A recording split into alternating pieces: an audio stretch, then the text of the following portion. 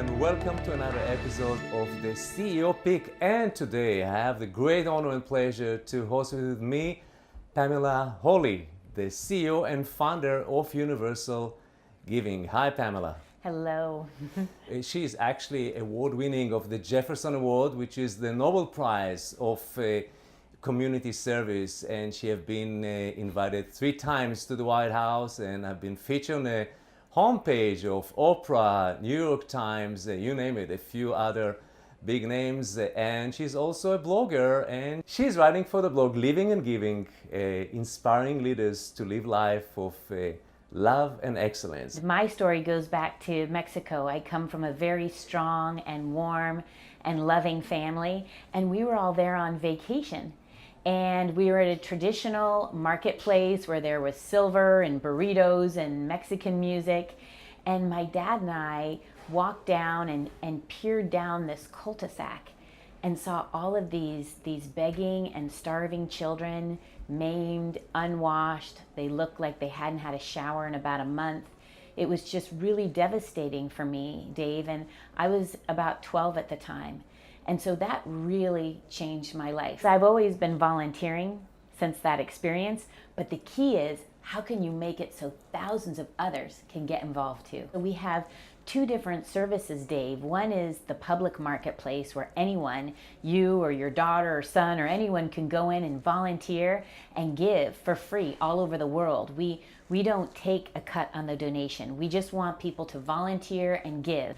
But then we go into companies, and that's when we go in and help them with their corporate social responsibility, and we vet all their NGOs with a 24-stage quality model that is very much modeled on what venture capitalists do in vetting the deals that they go into. I say it's really not my vision. It really is the vision for a better world. And I think how we get people to buy into that is very natural, because our vision is to create a world where giving and volunteering are a natural part of everyday life. When you're building a team, that team is essential. And you're gonna have a team that has a lot of potential. And so it's your job to bring out the potential in the team, to bring that out. But if someone doesn't have that potential long term, then maybe there's another right place for them. I think sometimes I work too hard in trying to make it work with someone when maybe it just was they were better to be in another place. And what we found, Dave, that was very, very helpful to us was to depersonalize it, which is we're making decisions here based on principle. We're making decisions here based on values-based decision making that are objective and principle and right. And when you do that, it depersonalizes it. It's not about this person is good or bad. It's about we're here to do the right thing. Really, the greatest benefit that has been proven in studies, and we know in our hearts too, is you have to pay attention to your team. And I mean that on several different levels. We have growth plans for each of our employees. We have check-ins every other week. We have performance reviews religiously at the end of the year. We never are late or delayed on those. We have 6-month performance check-ins. And so you have to pay attention and care for them sincerely about their growth pathway. We don't bring out a form at the end of the year and say, remember these goals we were talking about? No, we are aligning our employees with our business unit goals every week, and we have a weekly meeting on it. And so what you have to do is to pay attention to your team, each team member, set up a growth plan for them, align it with their personal goals and with the business unit goals, and track it regularly. Now, that's how you pay attention to the team. We want to be in all countries across the world, what ends up being about 216. We're in about 80 right now.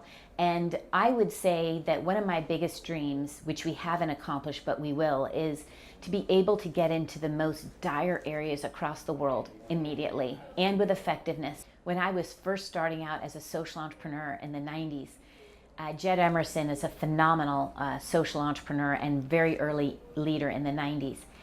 And he was speaking at the conference, and I came running up to him and I said, Jed, I'm starting out. I'm so excited. I want to be the best social entrepreneur I can. And so, he just said to me, this makes me laugh. He said, go read a trucking magazine. And I said, a trucking magazine. He said, don't just stay in your industry. Learn from every other industry you can. What can you find out about the trucking industry that relates to what you're doing?